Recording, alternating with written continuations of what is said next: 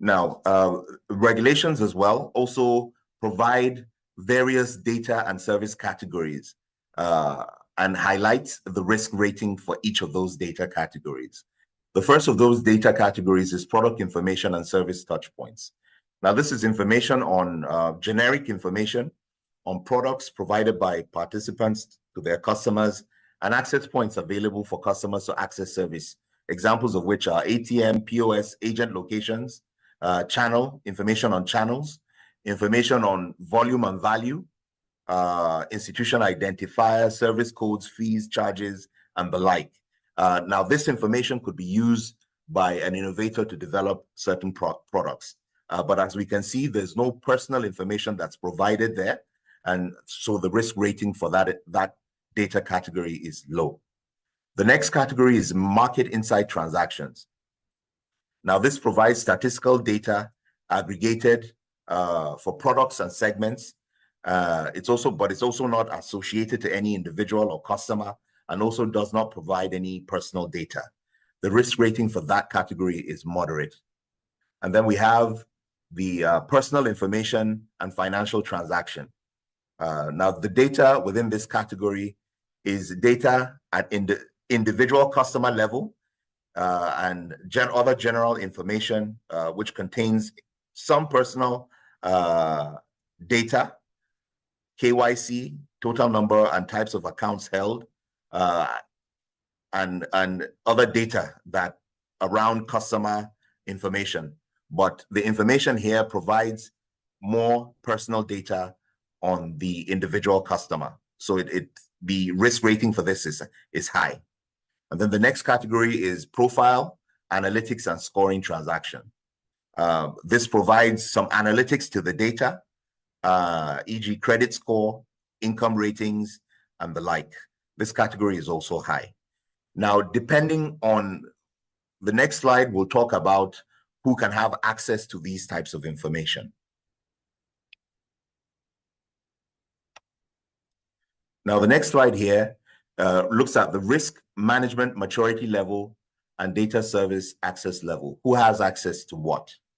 Now, participants, recall that when we talked about who can participate, we spoke that both licensed and unlicensed entities can participate in open banking. Now, the first category speaks to participants without any regulator license, and they have been tiered as tier 0. And the requirements to be able to participate in that category is that you have to be sponsored by either a tier 2 or tier 3 participant, which is either a licensed payment service provider or other financial institution or a bank. Now, the access level is the PIST and the MIT, which is the first and second category that we spoke about in the previous slide. The second category of participant is participants that are on the CBN regulatory sandbox. Now, CBN has a regulatory sandbox, which is also an initiative of the bank to encourage innovation and amongst digital financial services. The regulatory sandbox allows participants that are either licensed or unlicensed to be onboarded onto the digital regulatory sandbox to be able to test solutions. Now, that platform also gives access to certain APIs of certain infrastructure within the industry, and it scales down the requirements for licensing, and it integrates that participant to be able to test those solutions within a defined period of time and within a defined scope. So certain number of customers, a limited volume of transaction, a limited value of transaction, limited daily number of transactions. It allows CBN to understand what that participant is testing, and it gives the regulator better understanding of the future of digital financial services. It also gives the participant and the innovator access to these platforms, and it brings them closer to the regulator to be able to understand what they're doing, such that when they graduate from that sandbox, we can decide to give them either a license or to it may lead to even the creation of a new license category, depending on how innovative that service is. The third category there is the licensed payment service providers and other financial institutions. Now, the requirement for that is that you have to be a CBN licensed financial institution, and a risk assessment report has to be provided by Tier 2 and Tier 3 participants. The next category, there's a small mistake in that category. The category there is supposed to be financial institutions, banks. It's supposed to be banks there. So I'll correct that before it is shared. And those are the Tier 3, and we can see that the requirements for that is the same as the one for Tier 2. Now, both the Tier 2 and Tier 3 have access to all the data categories, which is the PIST, the MIT, PIFT, and PAST. I'll go back again so we can see it for better understanding. The PIST is the Payment Information and Service category, which is the one with the low risk. And then the MIT is the one with the moderate risk, PIFT and PAST, high risk. Now, what are some of the open banking as a catalyst for financial inclusion? Now, open banking gives the opportunity for the expansion of access to financial services. And how does it do that? It lowers the barrier for undeserved populations by enabling both traditional and non-traditional financial service providers, as well as fintechs, as well as any fintech and enthusiast or open banking enthusiast, to be able to leverage access to data to be able to develop financial solutions. And these solutions can have great impact on the financially excluded. And they include things like microloans, savings, insurance, and payment solutions. And these are some of the services that we do not see playing a big role in financial touch points today. What we typically see is that even what we see in financial inclusion is that most people are counted as included when they're able to have either a bank account or a wallet. But financial inclusion goes beyond that. It's about providing a host of financial services to that financially excluded person so that their personal economies, as well as the economies of their environment and maybe their businesses, are impacted by those financial services. Other solutions that can be provided through open banking include account aggregation, which is the ability, if you have a number of accounts, to be able to have one single interface that would allow you see all your accounts and all your balances at one point. If you choose to even transact from just one source, you can be able to do it. It can also provide the ability for better credit scoring, where the innovator or the solution can have access to multiple data sources, which may include financial institutions, as well as even non-financial institutions, which could be organizations such as maybe a utility company or a telecommunication company, that all have access and all have data on individuals. Now, one critical thing about open banking is that it is customer permission. What this means is that the customer has to give consent for his information to be shared. And because there are regulations and laws around personal data, and therefore the customer needs to give permission before that information is shared by the API provider to the API consumer or the fintech developer. I'm sure other speakers will go more into some of the use cases for open banking. Another way open banking can assist or facilitate financial inclusion is improving credit access and risk assessment.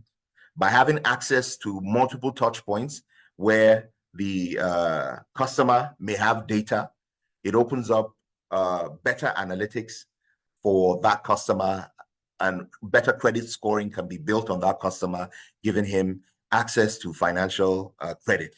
And this will reduce reliance on collateral and informal credit scores, and will promote financial inclusion and reduce predatory lending practices that we see today in the market.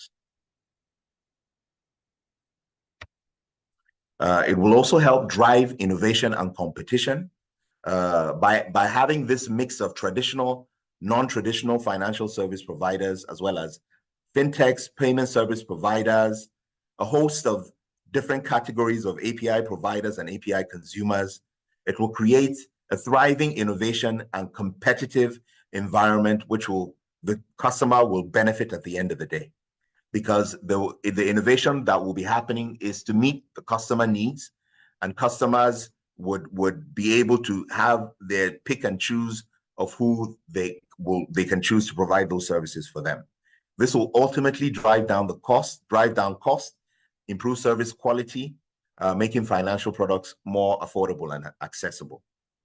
The fourth point is that it will enhance customer trust and the customer experience with financial services.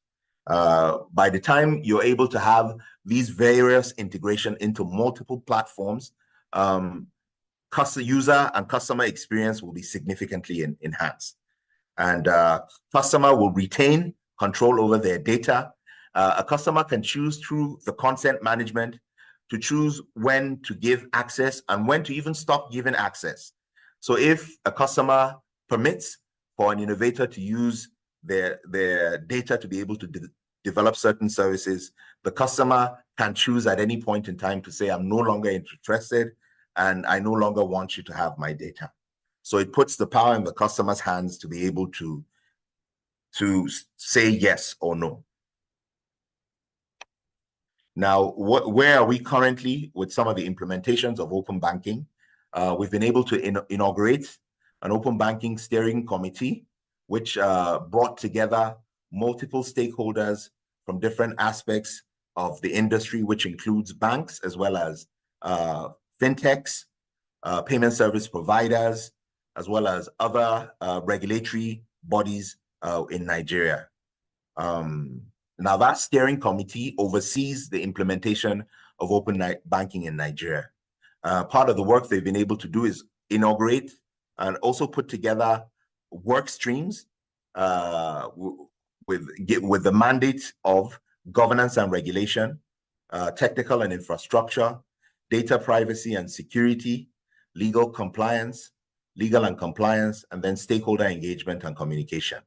Now, all these work streams also have membership drawn from these same groups, and they've all been given specific mandates, which they have been working towards in a bid for the implementation of open banking in Nigeria. The governance and regulation, for instance, would look at other more detailed requirements needed around the regulations. Technical and infrastructure would look at things such as automating a consent management, as well as API standardization, such that we have one API standard for the entire industry, such that all the APIs will meet that requirement before they can be onboarded and enabled for open banking in Nigeria. Data privacy and security would look at things around data security and data privacy, which is very key, and also in tandem with consent management as well. Now, these work streams, since their inauguration, have been meeting and working on a weekly basis and moving towards finalizing on their deliverables so that open banking can go live. Now, what are CBN's regulatory expectations for open banking? The first thing is the ability for secure data sharing and API standards.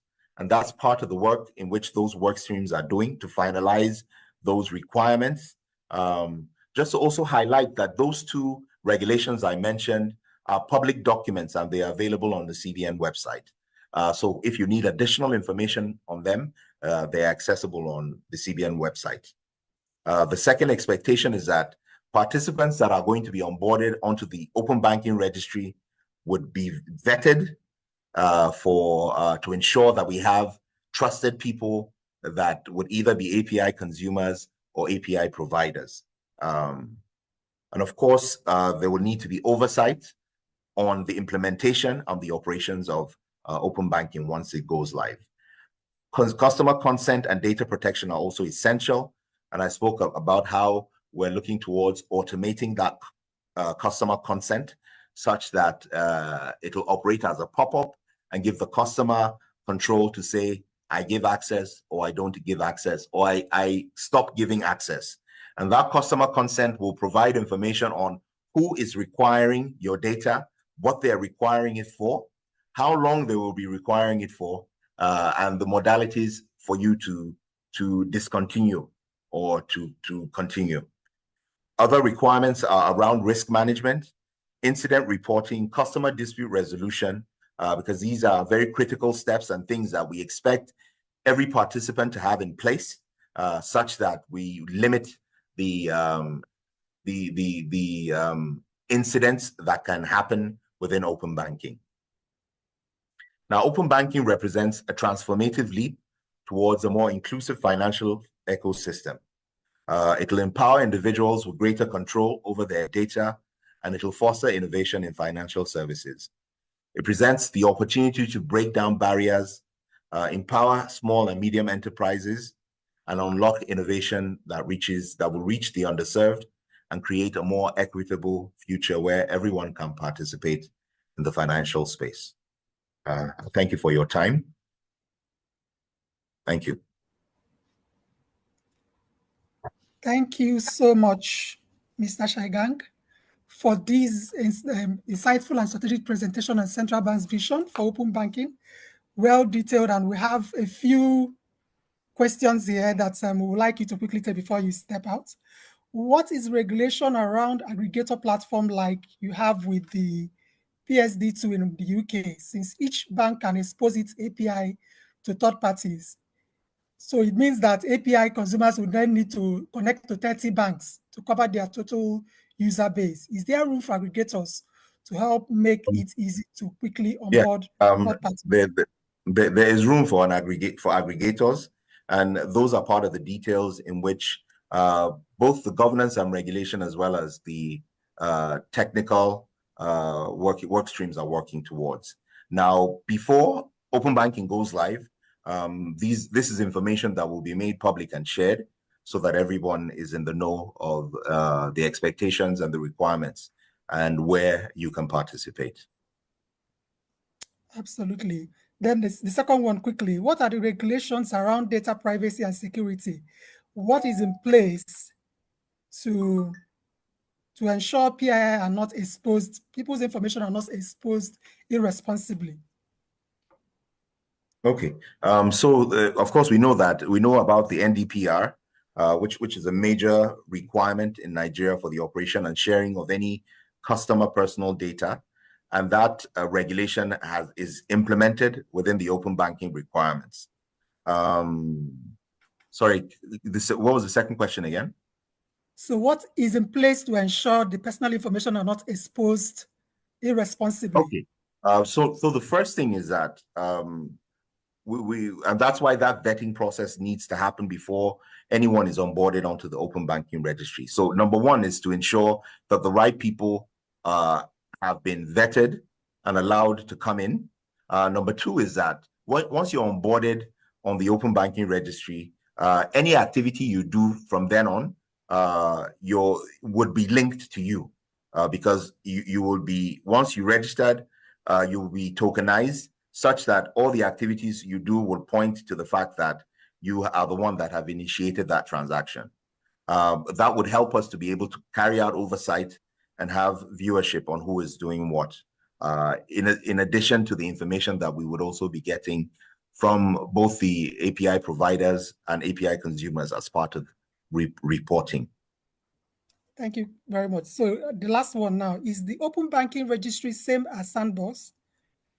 Yeah, then let me just give you the three. So I think they are all related. Is the CBN regulatory sandbox operational? So just maybe take these two and then we can. Okay, the CBN regulatory sandbox is not yet operational.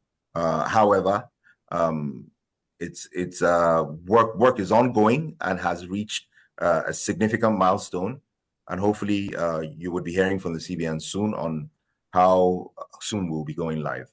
The regulatory sandbox is quite different from the open banking. The regulatory sandbox is a testing phase. Open banking is live. Even though regulatory sandbox provides innovators with access to live APIs to test, it is for a limited period of time. and it is with oversight of CBN that has direct control of the regulatory sandbox solution where participants are onboarded. Open banking operates with an open banking registry, and participants that are onboarded there are already licensed entities. The regulatory sandbox is largely for innovators. You can be licensed or you can be unlicensed, but essentially you have a solution that hasn't yet been tested in the market and you need a safe space to test it, or regulation currently exists that doesn't allow you to operate or test it. And so you're testing it within the controls of CBN. So those are the major differences between them, but they're not the same.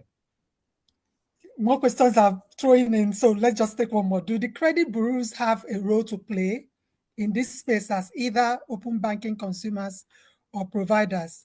They have records of credit history of individuals and corporates, and banks are currently integrated with them to fetch credit history. Would this process change?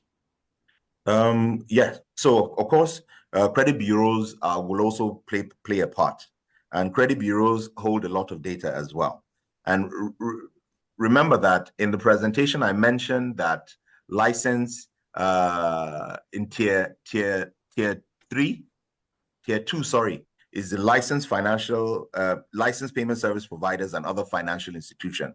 Credit bureaus fall under the other financial institution category, and therefore they can choose to be either at any point be an API provider or an API consumer. So yes, their role is very essential in providing this service, and I'm sure they will also take advantage and utilize access to that data to also build on their database, because it will also give them access to data points other than traditional financial institutions, which they can also use to build up the credit score and credit rating of customers. Thank you so much, Shai Gang.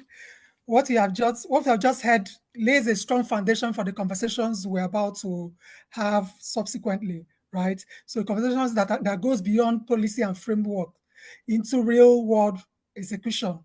Thank you so much. Thank you for taking out your time and being with us today and sharing really in-depth insight on what open banking is all about and what regulators are currently doing about, what you're working on behind the scenes to ensure we have a good outing on this side.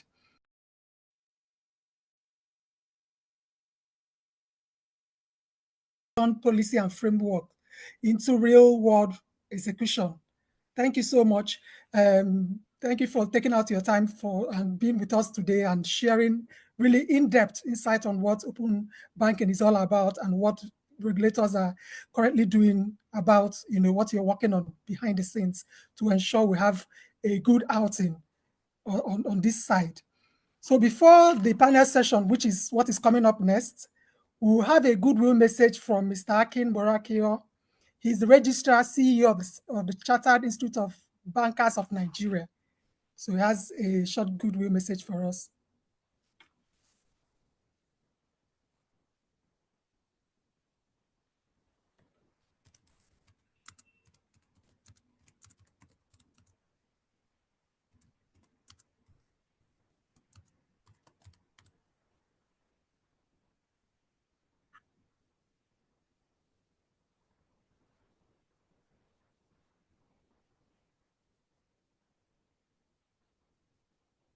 Hello, can you hear me?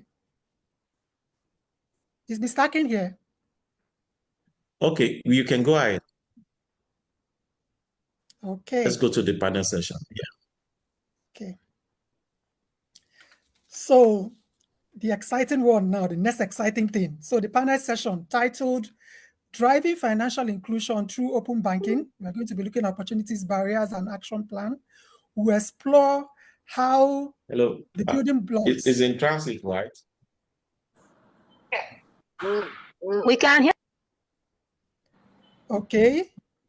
So we'll explore how the building blocks of open banking, secure data sharing, the APIs, interoperability, and innovation can be translated into inclusive, scalable, and sustainable solutions for the unbanked and underbanked across Nigeria.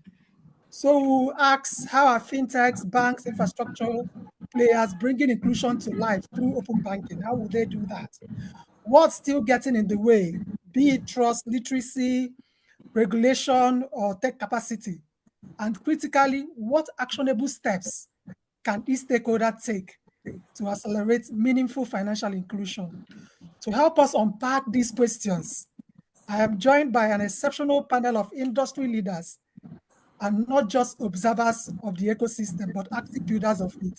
So let us meet our panelists for this morning. On the panel, we have Chika Nwosu.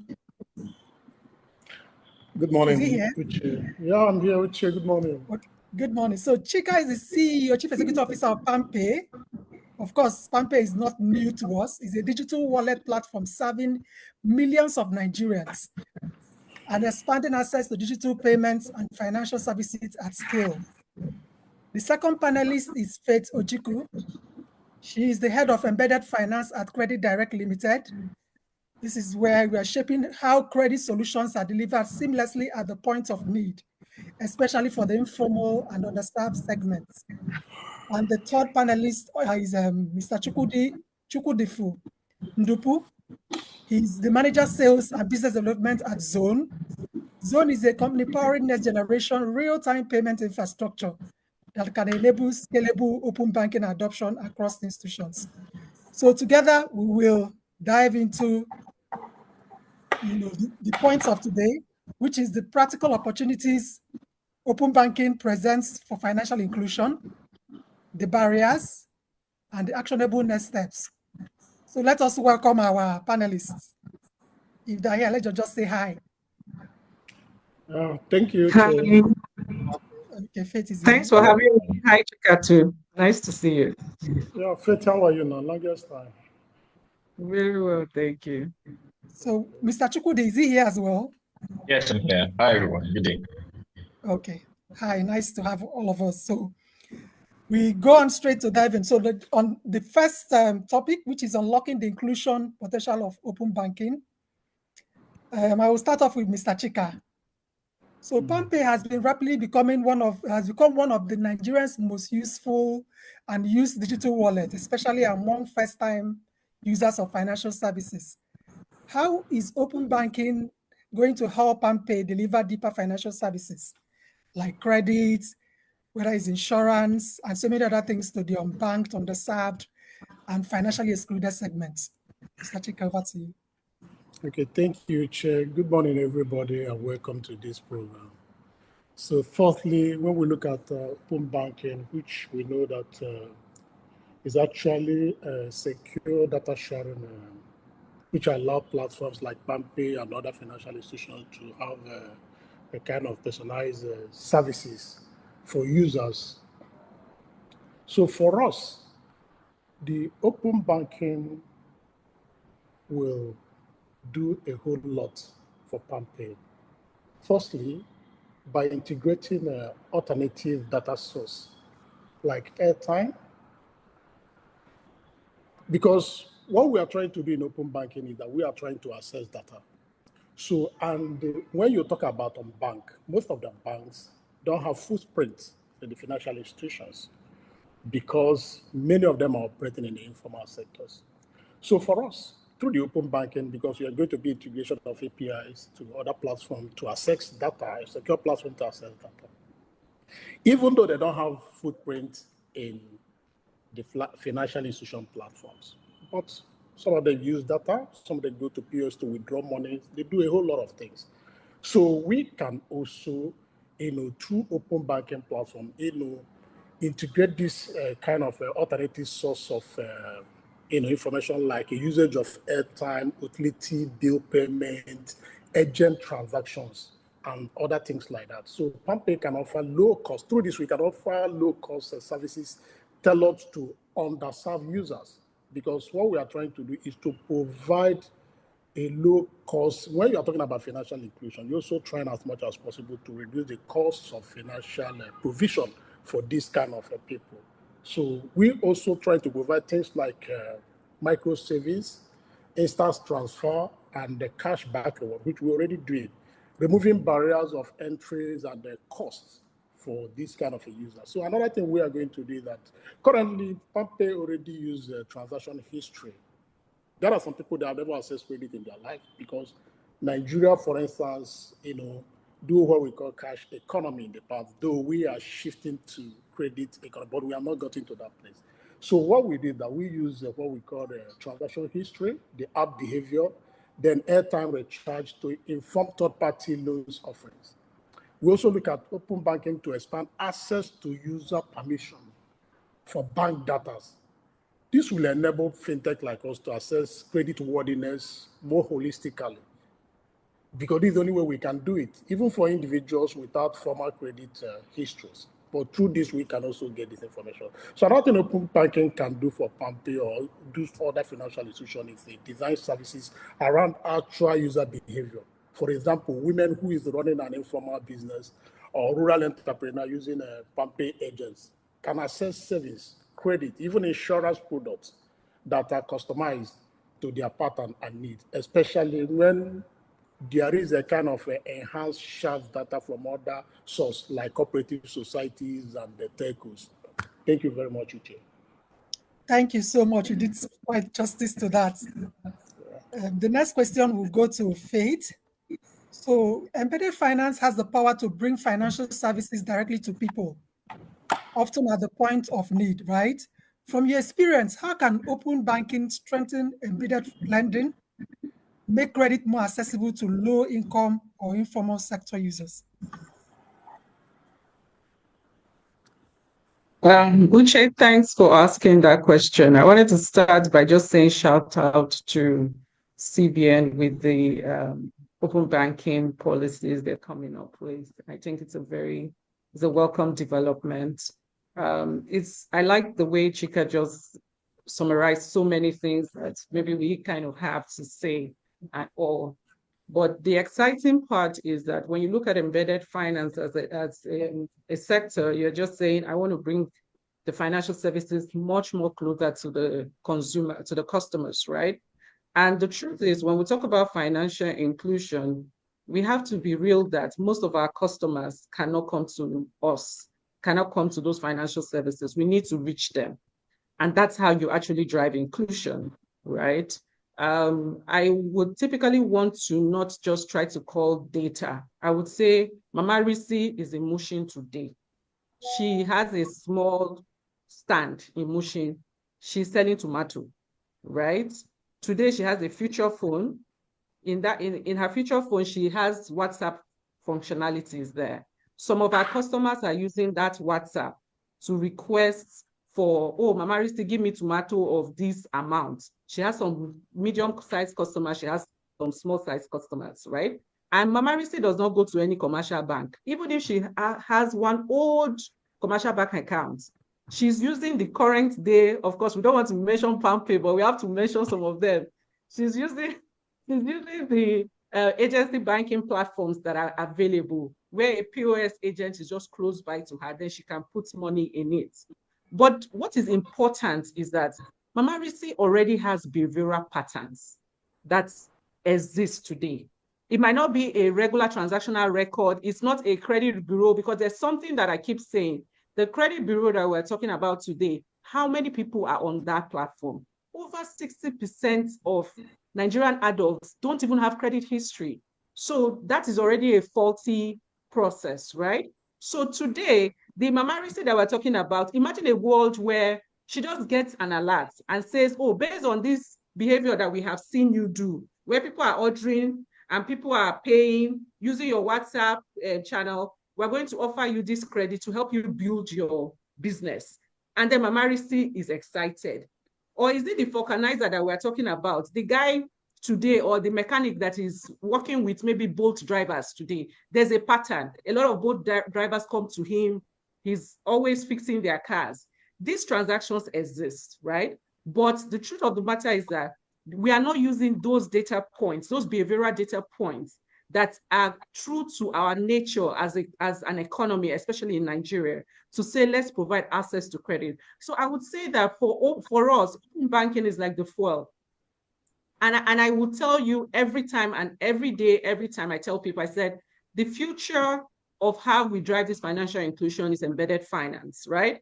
And the only catalyst for embedded finance to even scale is open banking. we need to have data. We need to have alternative data, behavioral data that is infused into even our credit scoring model that we have today, or the credit bureau's data that we have. So it's not a one data type, it's multi-data types that we can use and say, based on patterns that we're seeing from these consumers, we can now provide access to innovative products that fintechs definitely are building, like Credit Direct and the likes, you understand? But the truth is, open banking is the fuel for embedded finance. That's just to summarize it. Thank you. Thank you so much, Faith. You did quite justice to that and opened our eyes to real life use cases. The next question goes to Chukwundo. Zone plays a critical role in enabling real-time financial infrastructure. From your perspective, how does infrastructure like yours power the success? How will it power the success of open banking? How does that translate to financial inclusion at scale? Oh yeah, thank you for that question, Uche. So for us at Zone, financial inclusion is not just about access, it's about reliability, transaction uptime. Are we able to ensure that transactions are being routed from end to end without any issue? Reconciliation, are we able to reconcile payments and able to offer automatic dispute resolution as at when given? Are we able to settle transactions to the end users real time, same day? Because we know that that's a very big issue for low income earners and the non-literate people, because they want to know, can I get my money instantly? Because they need a particular money as working capital to roll over their business over and over again. And with us as Zone, we know that reliability is at the core of financial inclusion. So we assess that and we ensure that that's embedded into our architecture. As we very well know, we are one of the foremost people in the payment infrastructure space to actually embed blockchain into our protocol and architecture. And because of that, we're able to offer reliable, frictionless, and uptime as at when due. And we are also able to offer instant settlement to each and every participant in our network. As it is today, as participants join our network, they're able to increase with scale as they're joining because of the architecture which we've built. And this has helped improve our likelihood with the normal traditional financial institutions as we have it as banks, today, commercial banks today, and other players in the industry, the normal MMOs and the normal agency banking networks, come to us because we know we are able to give them this reliable, frictionless, uptime payment infrastructure that their customers actually require as when due. Thank you. Thank you so much. So we go to the second part of the question, which is addressing inclusion-focused barriers. Back to you, Mr. Chika. Many low-income Nigerians have limited digital footprints. How do we make open banking work for them? Okay. Firstly, these kind of people, in the past, they were not using banks. Some keep their money on the bed because whenever they wake up, they see the money there. So the first thing is, can they trust the financial institution? Because the truth is that if they cannot trust you, they cannot do anything with you. So what we have to do in this case is, firstly, is that you must be transparent to them. So at PAMPay, we are NDPR compliance, and we prioritize a clear consent and a secure user data for our users. We try as much as possible not to breach their data, because if a financial institution breaches the data of a customer, definitely those customers will never use those financial institutions again. And there was a time we were having a meeting with Jimo Ibrahim. He said something. He said that we cannot suffer to go and bring out people who are not using a financial institution to come and use a financial institution. Then as a result of some irregularities of some financial institution, we demoralize these people to go back to their former ways of doing things. So this is very important. Firstly, there should be trust. And for this trust to happen, there should be transparency. And for this transparency to happen, you should carry them along. They will be sure that their data are safe in your hand. You don't release their data to anyone. That is number one. Then number two is that, for PAMPay, we gather meaningful behavioral data from our customers, especially those who are not using smartphones, those who are not an area where there is internet connections. So we have been able to, provide a product, a USSD code product, which is a *61#. And also there are kind of agent interactions and records with financial or takers that are to provide a more complete financial pictures of users who might not own smartphones. So that is another one. Then the lastly is that Pampe has actively run on-ground activations, market sensitization. Currently, we are even in the northern Nigeria, in Kano, in Kaduna, and several other parts of North. So we are doing what we call a kind of financial literacy projects on this area. We try to train women, try to train youth, people who have never in their life have anything like bank account or doing interaction with financial institutions. So we have been carrying all this kind of program to bring them on board, because for you to also fight poverty, there must be financial inclusion. So these are the things we are doing. Thank you very much.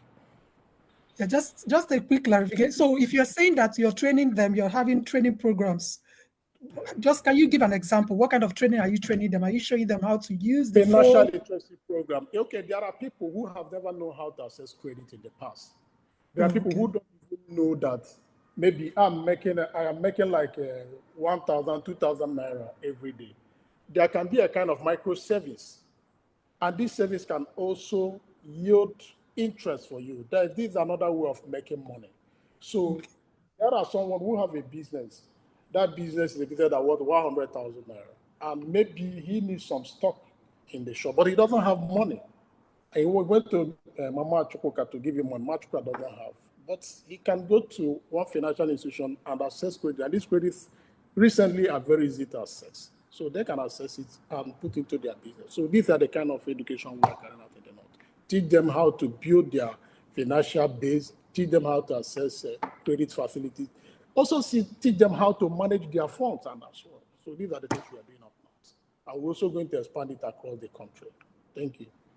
Fantastic. That's a good word where, it's I think it will drive it home when you let someone know that as you begin to build your financial history, it gives you opportunity to access several services. Exactly. Loan and other things. So that's a good one. Thank you very well much. done to Pampe for that. Now, the next question goes to Faith. What risks do you foresee in offering credit through embedded models? How can data sharing via open APIs help mitigate them? So this question is we have practical scenarios of this risk that is life in the market and even in other organizations that I've worked in. But I see that the major risk is still the data fragmentation that we have and the quality of the data, right?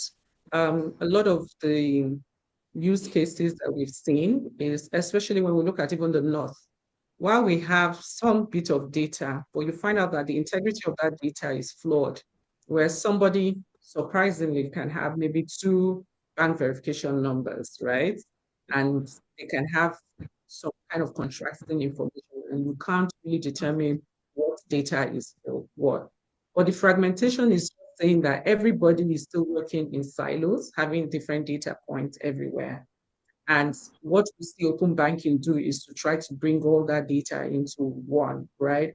What is this risk even costing in this present world? So what it does is that for lenders like Credit Direct, you're kind of a bit blind, right? In terms of providing credit. You find out that, first of all, the data shows that over 60% of the people we wanted to really give credit to, and in a way it's actually good because it shows that really there's a gap in financial inclusion. There are people that have never taken any credits before. And so in them not taking any credits, you now start asking yourself, how do I even qualify these customers for whatever value of credit I can even give to them, affordability and the likes, right? So, and the bank statement alone is not sufficient. We also need players like the Pampe, the Money Points of this world, and all these other agency banking platforms to come on to platforms that allows us to have access to data of transactional records of these customers. Because today, the commercial banks have done a very good job. They provide us the data. but all these other banking, let's just say other financial services have not started opening up, which we hope that with open banking, it opens up, because we found out that the very retail customer today uses these alternative banks. Let's call them alternative banks, right? They are not using the commercial banks. So in a way, their digital footprint is sitting there. So we need that access. What other challenge is this also causing? It's also causing us to also give credits to people that we shouldn't be giving credits to. So how do let's just say let's say giving multiple credits to the same customer. So you find out that a lot of fintechs, we just have one single source of truth of data. The customer gives you one bank account in a commercial bank.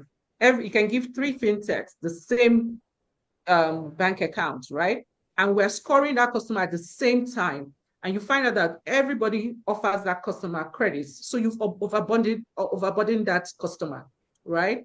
One of the challenge we're seeing also is the fact that the credit bureau is not a real-time update.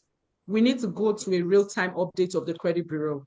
As I'm requesting for a loan via APIs, which is what I'm still saying it, via API, the records of that customer passes to the credit bureaus. So in real time, the credit bureaus data are being updated. It doesn't require an upload system that we do today, whether end of the month, you send an upload system and all. So that gives should I use the word, a gap that we can't fill, and you find out that a lot of customers can wiggle around that.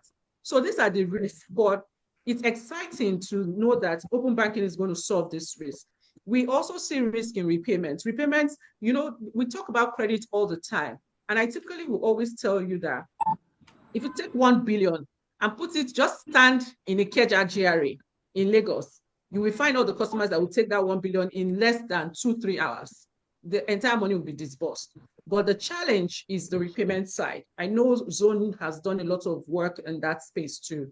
But with open banking, it allows us to easily see every accounting, let's just say every bank that is linked to a customer.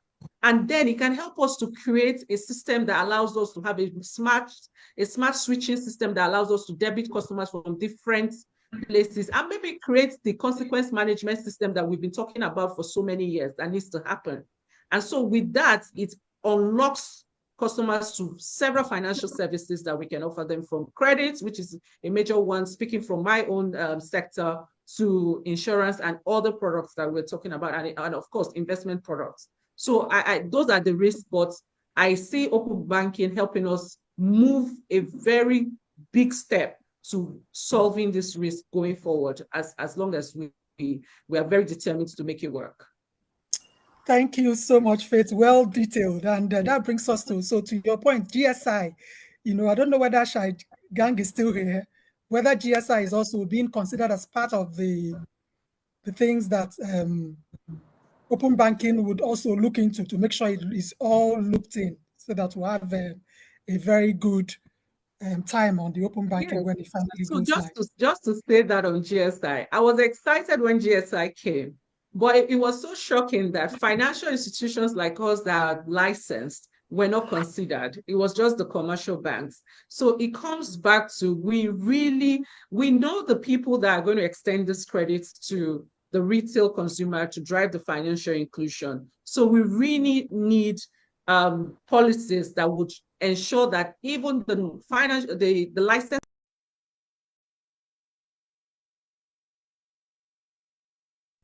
Now, the next question goes to Faith. What risks do you foresee in offering credit through embedded models?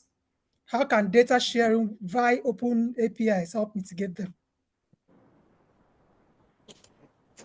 So this question is we have practical scenarios of this risk that is life in the market and even in other organizations that I've worked in. But I see that the major risk is still the data fragmentation that we have and the quality of the data, right? A lot of the use cases that we've seen is, especially when we look at even the North, while we have some bit of data, but you find out that the integrity of that data is flawed, where somebody surprisingly can have maybe 2 bank verification numbers, right? and they can have some kind of contrasting information, and you can't really determine what data is what. But the fragmentation is saying that everybody is still working in silos, having different data points everywhere. And what we see open banking do is to try to bring all that data into one, right? What is this risk even costing in this present world? So what it does is that for lenders like Credit Direct, you're kind of a bit blind, right? In terms of providing credit.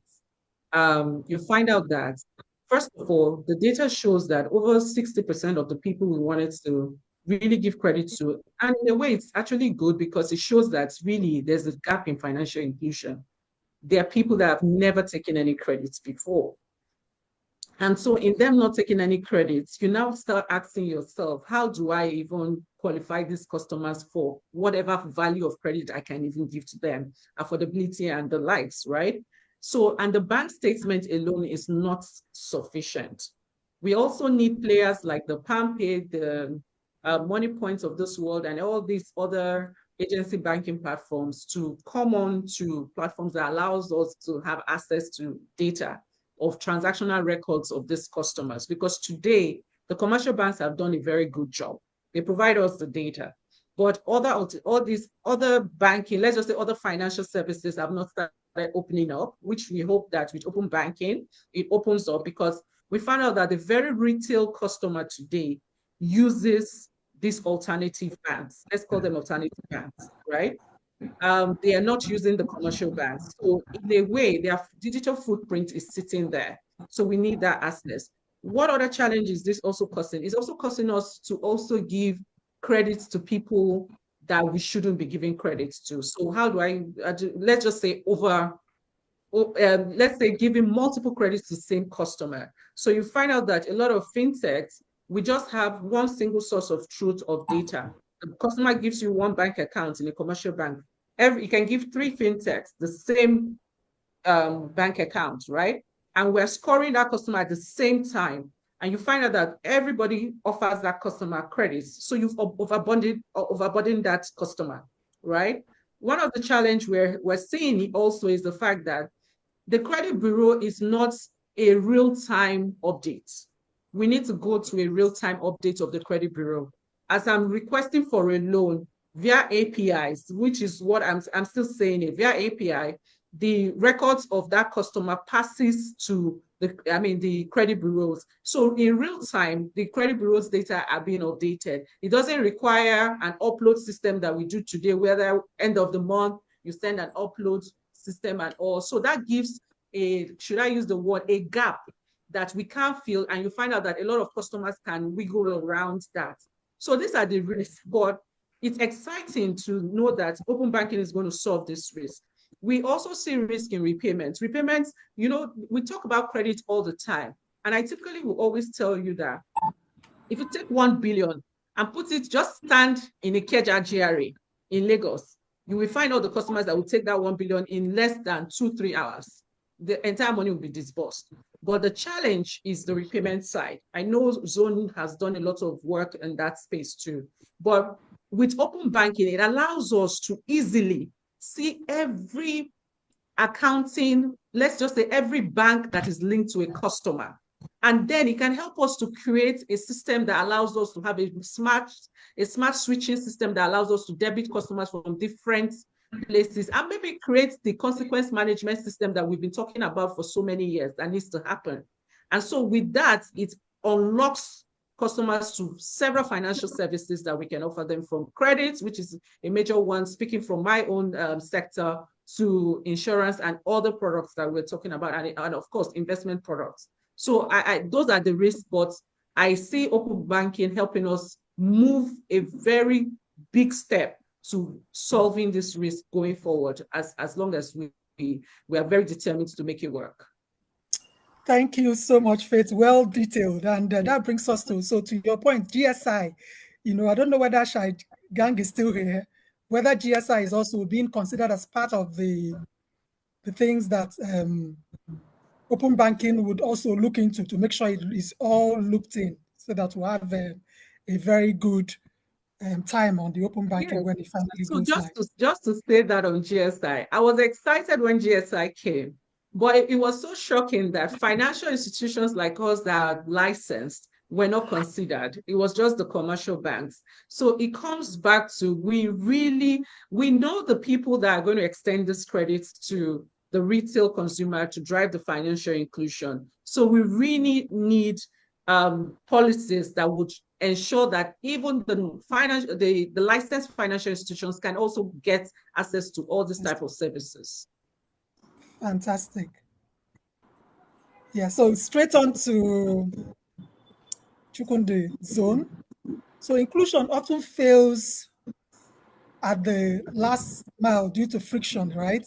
Failed payment, system downtime, or poor integration. What infrastructure level improvements do you believe are most urgent to ensure open banking works reliably for excluded populations?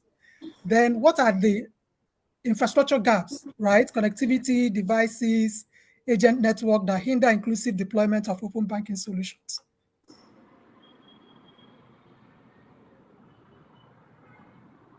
Is he here? Okay, thank you very much. Yeah, thank you very much for the question. So I'm going to speak to the gaps that actually affect open banking, and us being an infrastructure. What we believe in is that most of the things here, first thing is interoperability, right? Interoperability. When I say interoperability, I say that each and every systems have to come together to ensure that things are done in the proper way as it's supposed to, right? Given to us, knowing that we're a switch, we all have connections to all the commercial banks and also the agency banking networks together.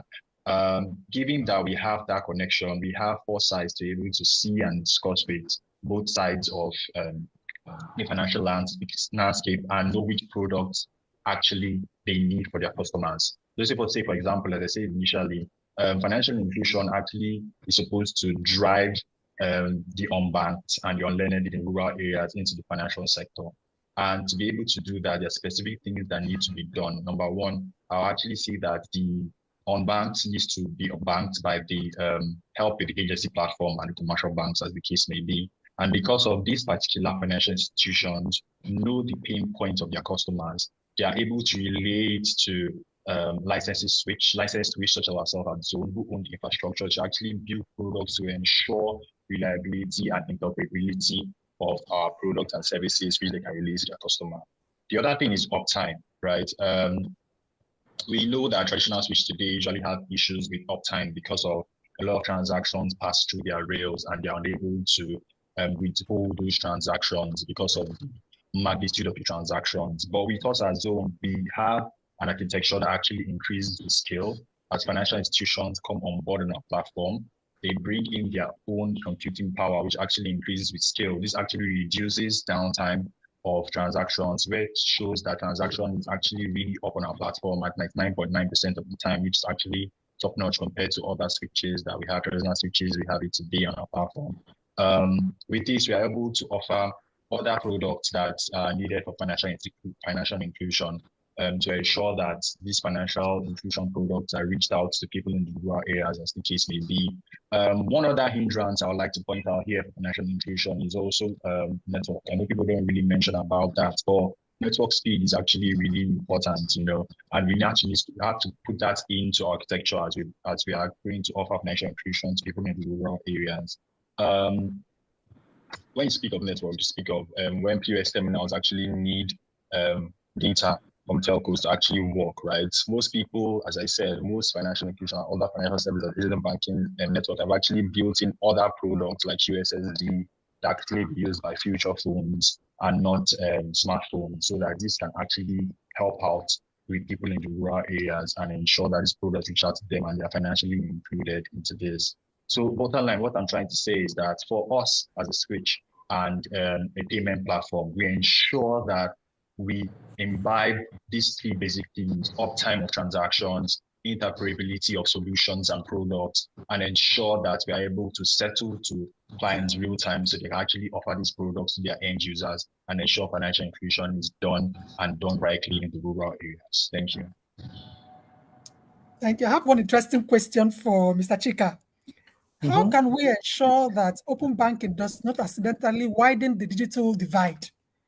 So in our quest to say open banking is so good and all that, how are we going to ensure that it doesn't, then set us back? You mentioned really something around that. So how do we ensure?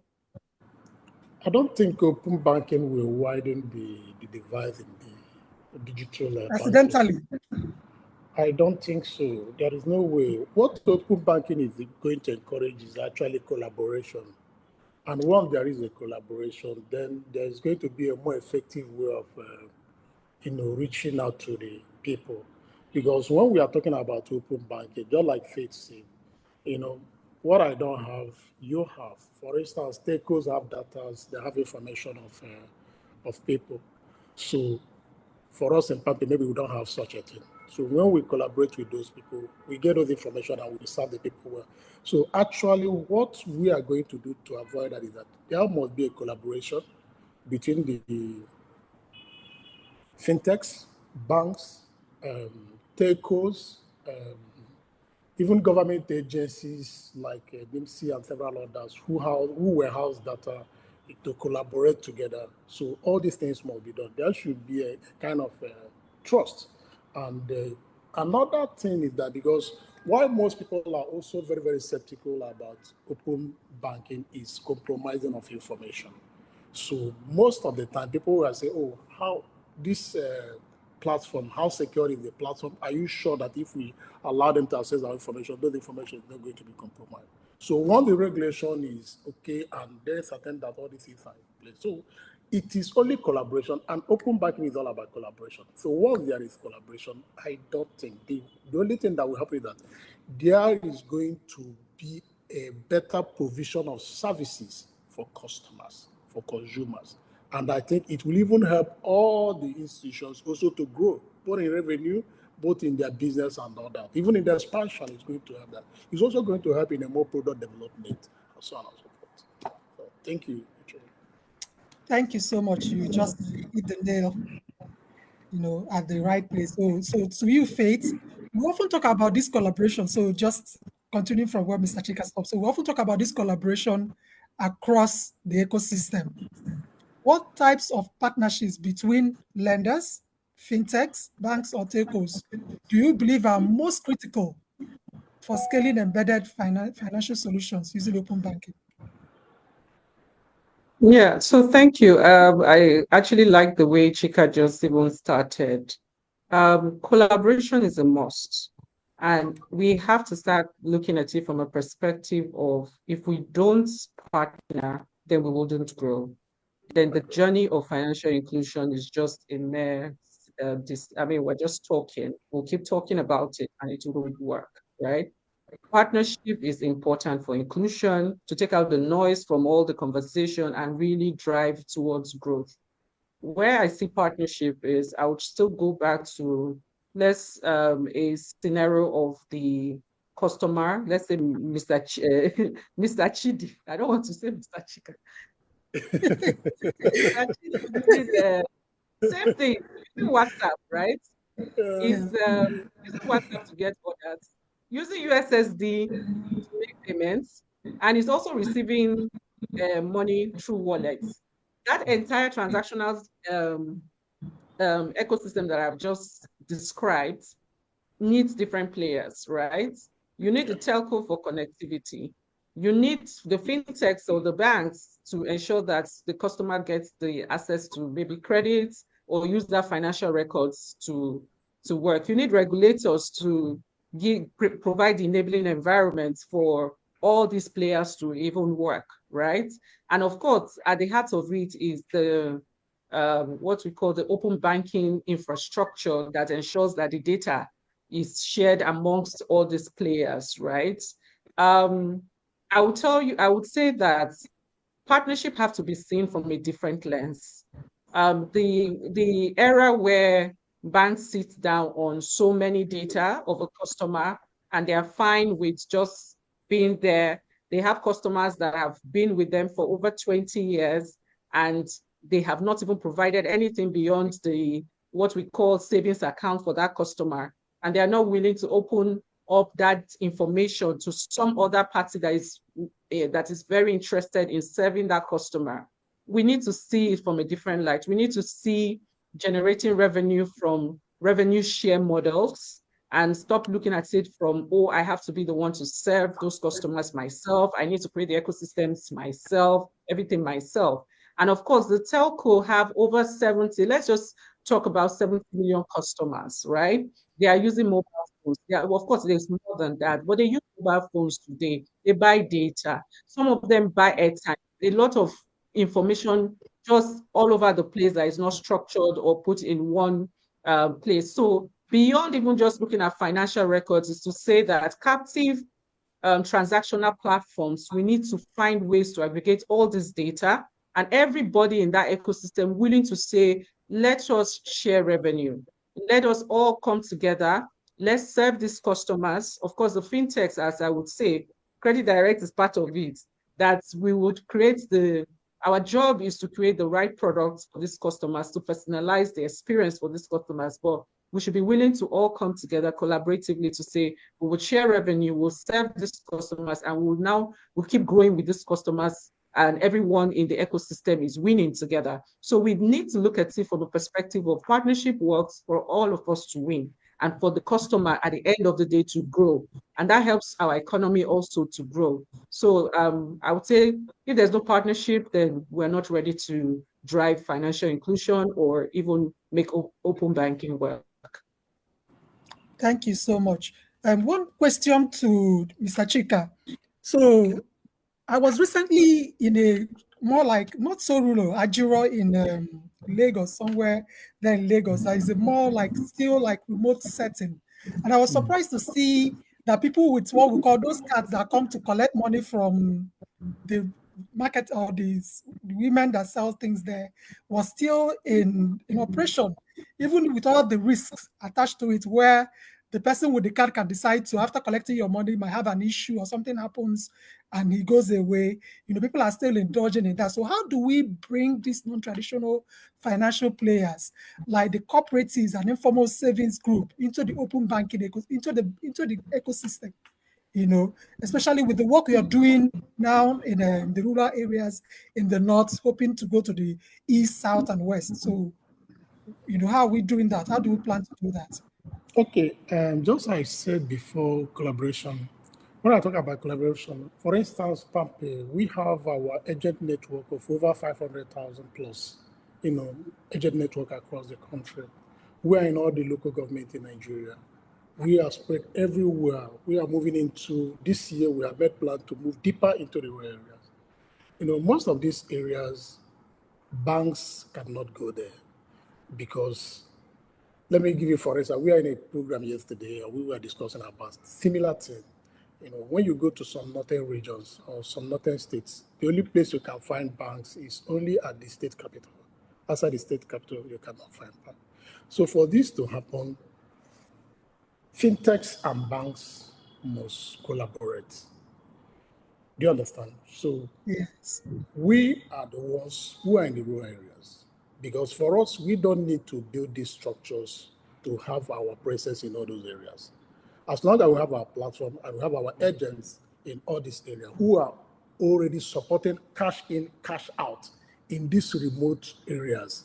So for open banking to connect to this kind of informal sectors users, to formal tools like micro pension, like business loan, like access to other things that happen within the financial ecosystem. So there must be a kind of through this agency, a kind of a unified ecosystem. So when we're able to have this, so this is the only way we can bring these people from the informal sectors to the formal sector. So just as I've already said, just like Faith has also said as well, there should always be a collaboration. There should always be a partnership. There are things we can do that banks cannot do, that telcos cannot do. And there are things they can do that we cannot do. So for open banking to be effective, to bring the people from the informal sectors to the formal sectors, one is that we are there, we have their data, because they have started transacting on our POS. But once they start transacting on our POS, some of them do cash in cash out. They buy data from there. They even pay their bills, like NEPA bills, like some of them that owns DSTV, the localities, they come to those POS agents to do that. So doing that, they already have data. So for us to move these kind of things, there should be a kind of, for them to access this, there must be a kind of a unified ecosystem through open banking to bring them to the formal sectors. So thank you, Chair. Final question to Mr. Chukwudi. What types of pilot projects or innovation sandboxes will be best to test open banking impact on financial inclusion?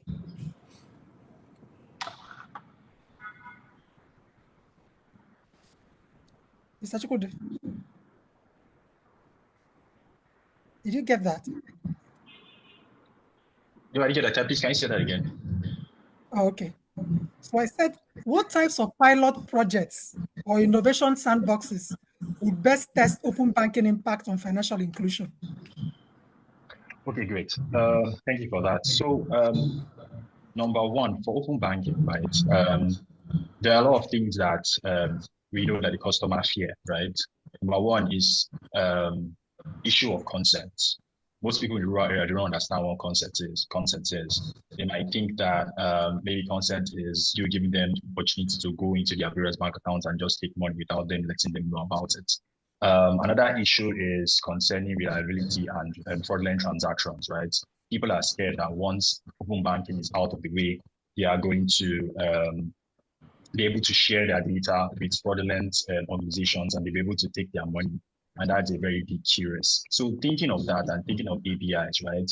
We have to work together with the regulations, right? And I'm very happy that Mr. Chang said a lot when he was presenting concerning regulations and what they intend to do. And there's one thing he also mentioned that also struck me about consent and customers being able to revoke their consent.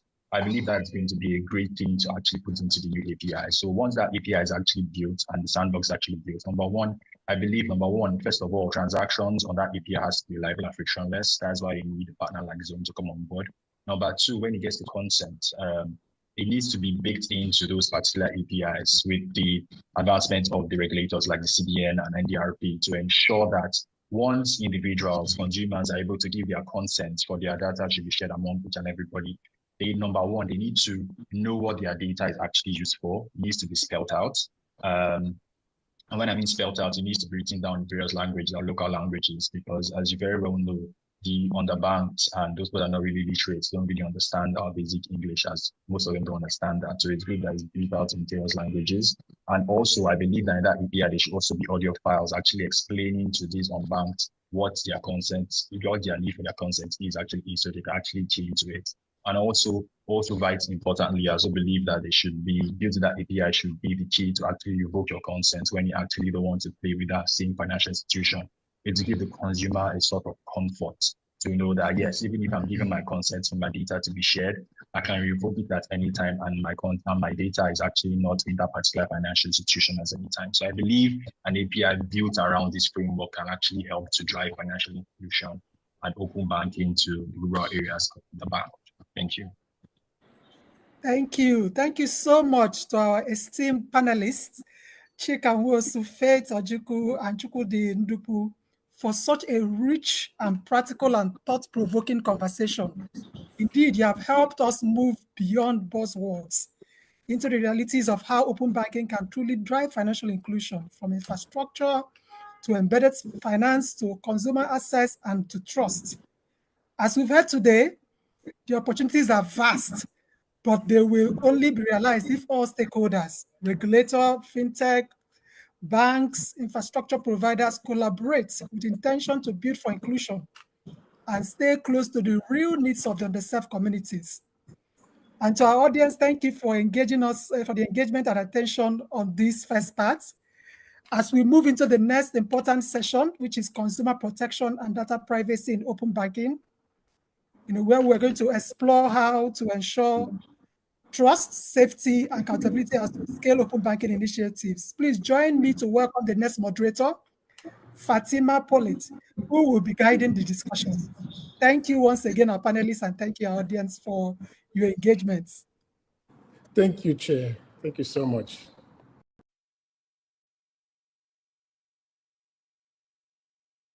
Uche, thank you so much for that.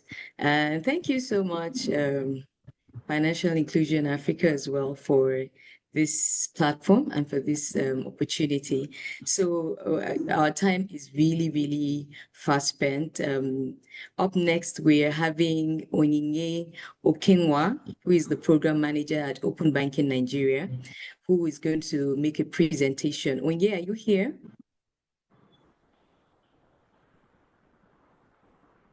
Yes, I am. If you're here? Okay, Onye leads all the programs and projects across the organization, and she works very closely with stakeholders across regulatory, banking, fintech, and public interest communities. She plays a very critical role in driving implementation, advocacy, and education, especially as Nigeria prepares to go live with open banking this August. So please join me as we welcome Onyinye to take her session on understanding Nigeria's open banking framework, the policies, the players, and progress. So take it away, Onyinye.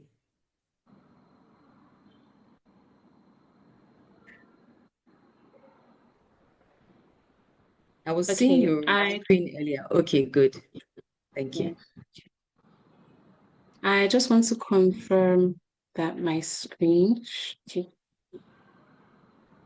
Yes, okay.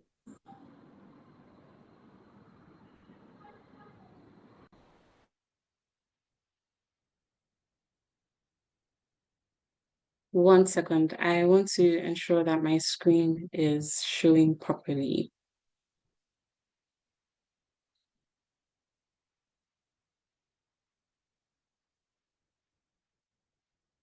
Okay, yes. Okay, so I will be starting with a brief introduction. Please confirm that you can hear me and see my screen as well.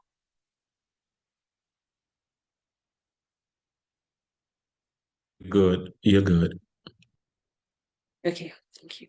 So I'll be starting with a brief introduction. As Fatima mentioned, my name is Onyi and I'm the program manager at Open Banking Nigeria. Today, I'm not just here to speak as someone in the industry or as a program lead, but I'm here to speak as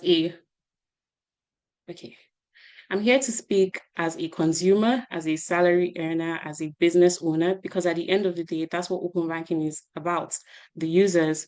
So this session is short, but I promise to make it as knowledgeable as possible.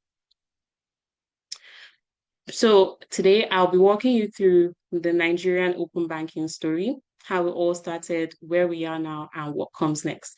We'll talk about what open banking means from my perspective and yours. We'll also explore the policies and the framework and operational guidelines that got us here today. Then we'll look at the key players who are driving this forward. And finally, I'll close out with the progress that we've made so far and why it should matter to you. Okay. Unlike many other standards that we have today, the story of open banking in Nigeria didn't just start with regulation.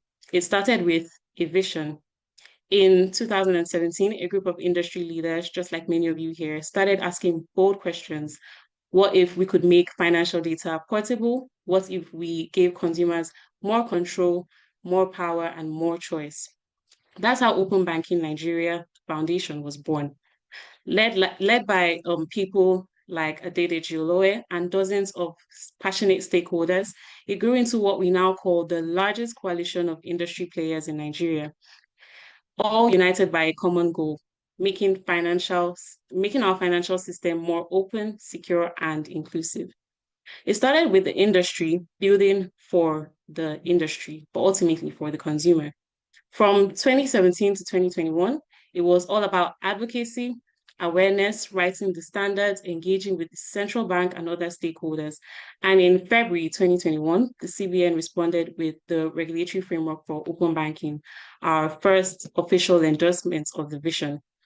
Then in March 2023, the operational guidelines were released, a much more detailed rulebook that shows how open banking would actually work in Nigeria. And now, 3 weeks from today, or less than 3 weeks actually, we will be going live in Nigeria. That is 8 years of collaboration, evolution, and resilience. And the best part is that we are just getting started. Now, what is open banking? Let me break it down in a way that feels personal to me. On paper, open banking means the secure sharing of financial data through APIs. It means that banks and financial institutions can expose certain types of information with users' consent so that third-party providers can build better products and services. But to me, open banking is much more than that. It's a whole shift in how we experience finance. As someone in the industry, I see open banking as a system where data silos are broken down. Systems that used to guard data like treasure chests now communicate securely and openly with others. This unlocks innovation. As a salary earner, open banking gives me unprecedented control over my money. If I want to switch banks, I don't have to lose access to my financial history. If I want better budgeting tools, I can connect my bank accounts to apps that help me manage spending, plan savings, or even get better credit scores. It just makes sense. As a consumer, I now have access to faster, better, and more tailored financial services.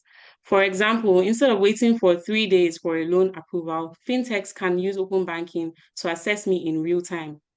Or instead of juggling 5 different finance apps like many of us do, I could have one dashboard that connects all of my accounts securely.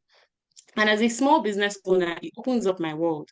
I can access smarter tools, reconcile payments faster, and even understand my customers' patterns through shared data with their consent. Again, it also makes it easier to access credits since lenders can now assess my business performance through actual financial activity and not just things like collateral. And depending on who you are here today, as a bank, open banking means granting secure access and collaborating with trusted third parties while retaining customer trust. To a fintech, it means new opportunities to innovate, build, and design personalized credit offerings or create solutions for people that are left out of traditional banking. And to Nigeria, it means making financial services more efficient and more inclusive. Now, let's talk about the policies that built open banking that we have today. First of all, the regulatory framework, which was released in 2021, was Nigeria's first formal recognition of open banking. It explained to us the what's and the why. It defined what open banking is, the core data categories, focusing on the PIST, product information and service touchpoints, market insight transactions, personal information and financial transaction data, and profile analytics and scoring transaction data. These different categories reflect how sensitive the data is, from public information like branch locations to private data like your credit profile or your transaction history. The framework also defined different access tiers depending on how sensitive your data is and who is trying to access it. I believe Mr. Chai already explored this in his session. And finally, it makes customer consent a non-negotiable. No access can happen without the customer saying yes, as this is foundational. Then came the operational guidelines in March 2023. I like to describe this as the rule book for implementation. It answers the how. It standardizes API specifications so that everyone speaks the same data language.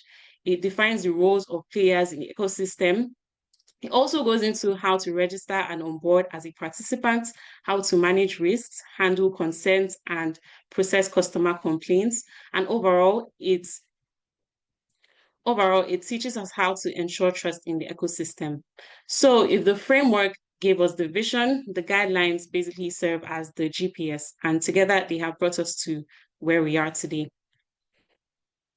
The API access tiers. Now, this is where it gets a bit more technical, but I'll break it down simply. Access to data is based on trust and regulation. That's why the CBN created different tiers of access so that only the right people have access to the right kind of data and with customer consent. So the tier 0 is for people or companies that don't need a license. Think of software developers, product teams who want to build apps using only non-sensitive data.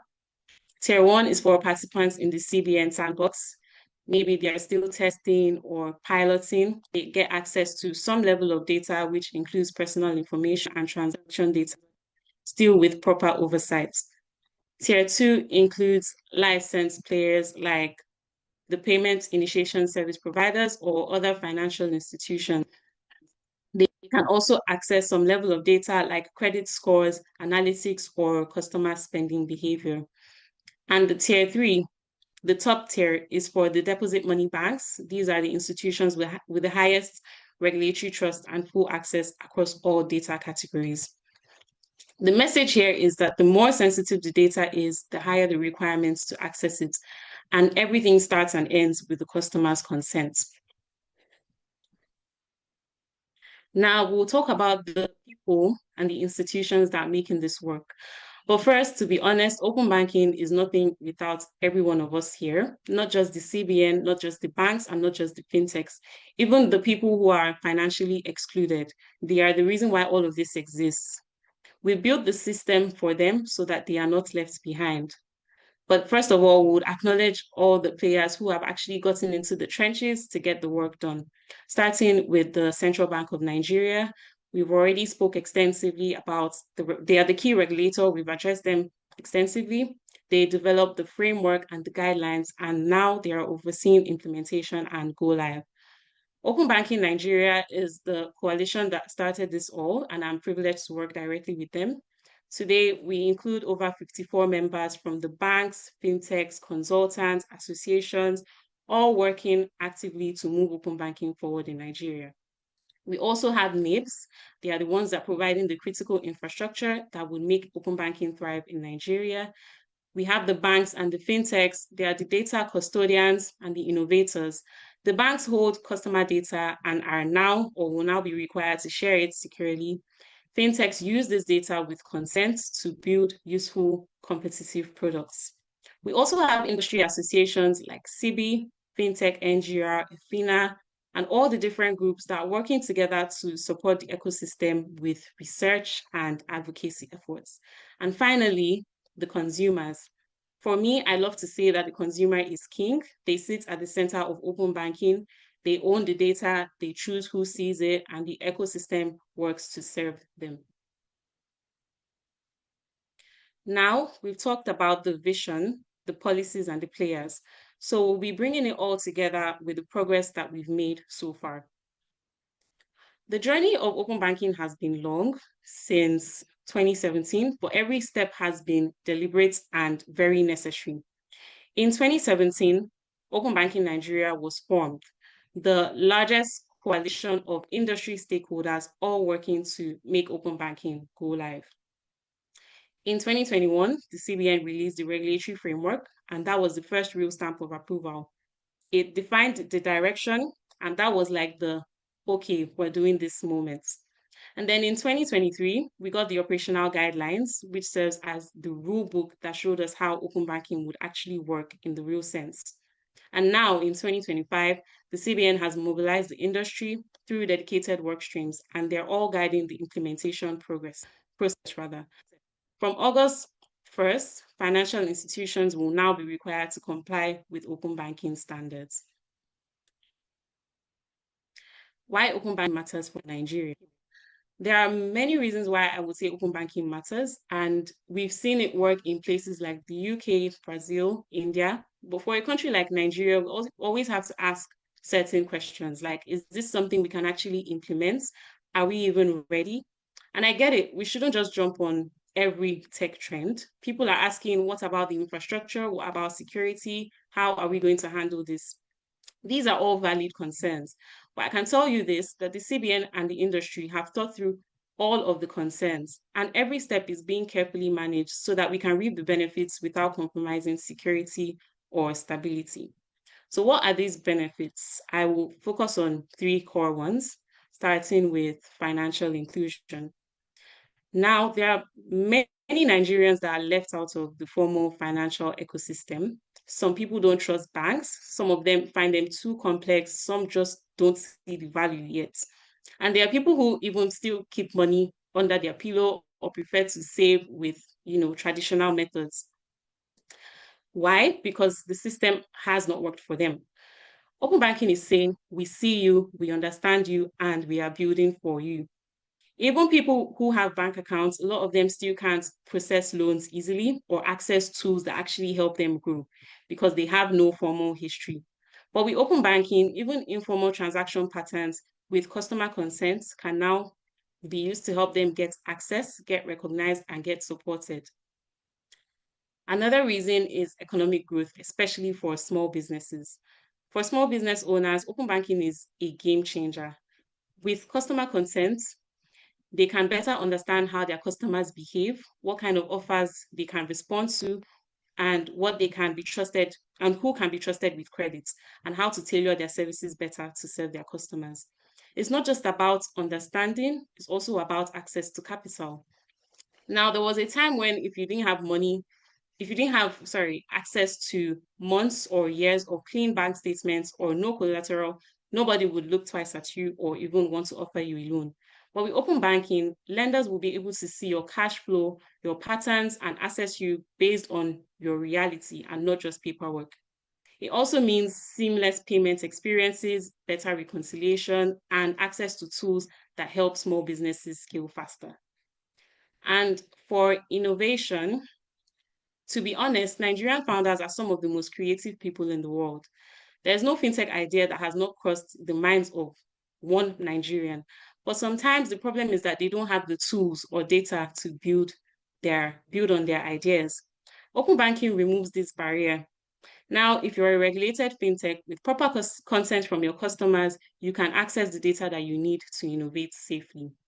The ideas are there, and open banking just comes in to unlock the tools that bring them to life. Of course, there are a number of risks, nobody is denying that. But with the right teams, both at the CBN and in the industry, we're all working together behind the scenes to manage these risks and build something secure, sustainable, and beneficial. It's such a privilege to be a part of this movement and to see the idea of open banking go from theory to reality. We've truly come a long way from 2017 till now. But as I earlier mentioned, this is just the beginning. Now we implement, we build, and we serve our customers better. Thank you for taking out time from your day to be a part of this conversation. Thank you so much. Thank you so much, Ms. Onyinye Okenwa, for this very engaging and enlightening presentation you've made. We'll go into the panel discussion, but just before you go, there's a question here for you. It says, how does open banking relate with or enhance the functionalities of GSI, that's Global Standing Instruction, and can open banking help with collections? I know Faith had mentioned some concerns around that area in the previous session. Would you want to answer that? Oh, sorry, give me a second. Okay. Okay, sorry, please, can you repeat the second question?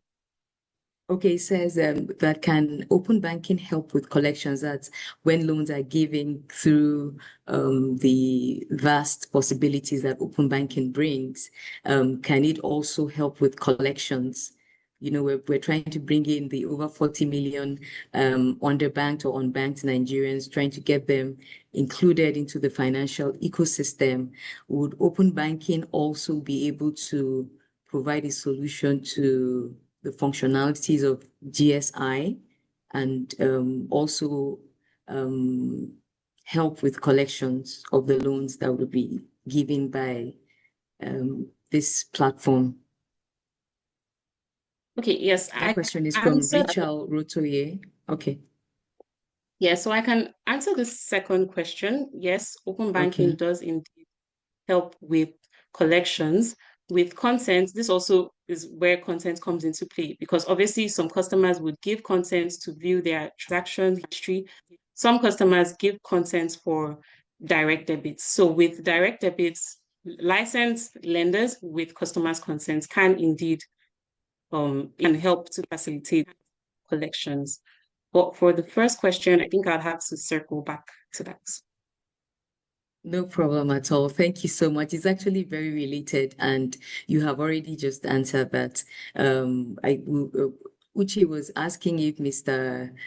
Chai Gang was still on the call earlier, probably because GSI is actually hosted by the regulator CBN. So if he was probably here, he probably would have provided insight to that. But I don't know if he's here. Is Mr. Chai still here? I doubt very much. Thank you so much for this session, and I'm very grateful to have listened to you. Thank you. Thank you. All right, so we'll go straight into the panel discussion, and we have three amazing panelists who would be the resource persons for this conversation. And this is how I want it to be done. I will just call their names, and I would want them to introduce themselves and just give a one-liner about what we're discussing, which is consumer protection and data privacy in open banking. I know that everyone on this call possibly must have received one phone call at one time or the other, or an SMS from somewhere that they can't really trace, saying that their BVN or their bank account has a fault or something. I'm talking about, data protection and, the exposure that we have to fraudulent, activities in the digital space. So very quickly, I want Inse Ikide, Samuel Ubido, and Mr. Tunji Andrews. If you were here, could you just bring yourselves up? And in that order that I called, kindly introduce yourselves and just make a mention. Okay. Oh, we need to hold. I'm just seeing Mr. Olumayo was saying, oh, you say you're so beautiful, God. Mr. Olumayo is just saying we will need to hold and possibly log in again. Is that fine with us? Please, we have everyone here. Please, I want you to just quickly log out and log in again. Is that fine? And then we take it from there. Okay? Mr. Olumayo, could you just confirm that Yes, is what please. you We, want? we need to log out. We extended beyond 3 hours, so I'll just Okay. restart that All again. right. Sorry about Okay. that. All right. So please, everybody come back in. Thank you.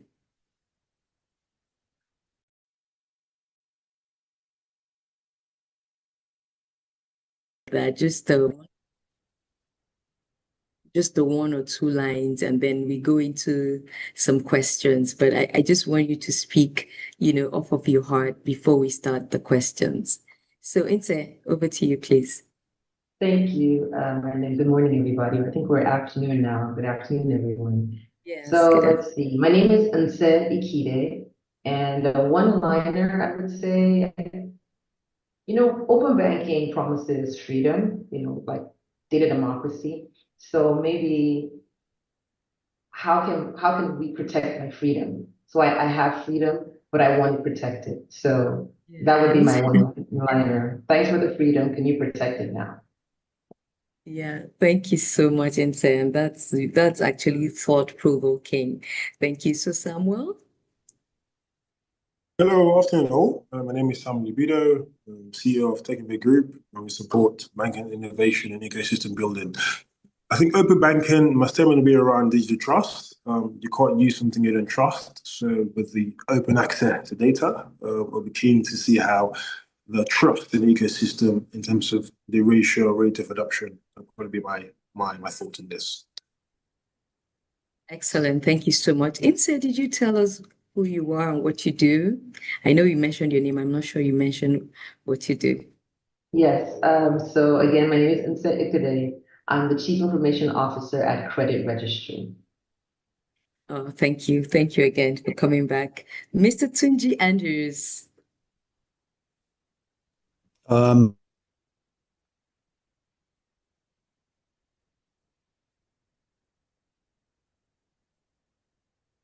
Can you hear him? Okay. The African continent with a huge bias for. Can you hear me? Please hold on, Mr. Twinji. Please start over. Start over. Your audio was lost earlier. All right. Oh yes. Okay. Sorry. My name is Tunji Andrews. If you can hear me now clearly, right? Yes. I can hear Okay, you. good. So my name is Tunji Andrews. I lead the team at our bar. We provide sustainable retirement for workers across the African continent with a huge bias for informal sector workers. So basically in Nigeria, we're driving the biggest push for micro pensions, and I was trying to see that cut across all financial services for the informal sector. Thank you for having me, by the way. Yeah. Oh, you're welcome. And let me start with you, Mr. Tunji, since you're on screen. Oh, go ahead, just take a seat, no problem. So the question for you is bothering around data security and risk management.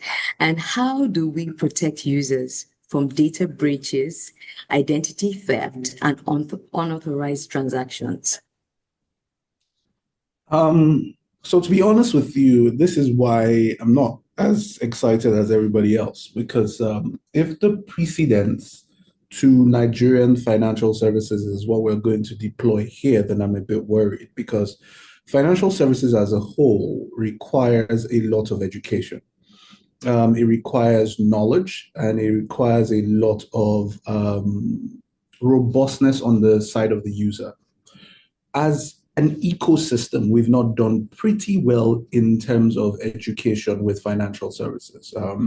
You find the situation where banks say it is the CBN's duty. The CBN says we don't own the products. It should be the banks educating customers. We keep throwing blame or the bulk round and round. And if because the real truth about open banking is that the customer has to give access, right?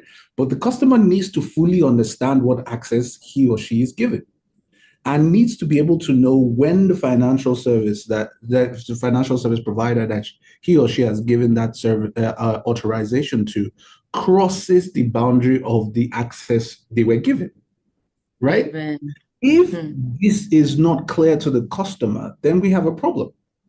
But I want to be proven wrong by believing that as an ecosystem this time, we will do better in educating the customer on not just the great sides of it, but also ultimately what the potential risks of getting into this can be. So you clearly know who you give such authorization to. You clearly understand who you allow to have access to your data. So for instance, one of the things this would unlock is credit for Nigerians.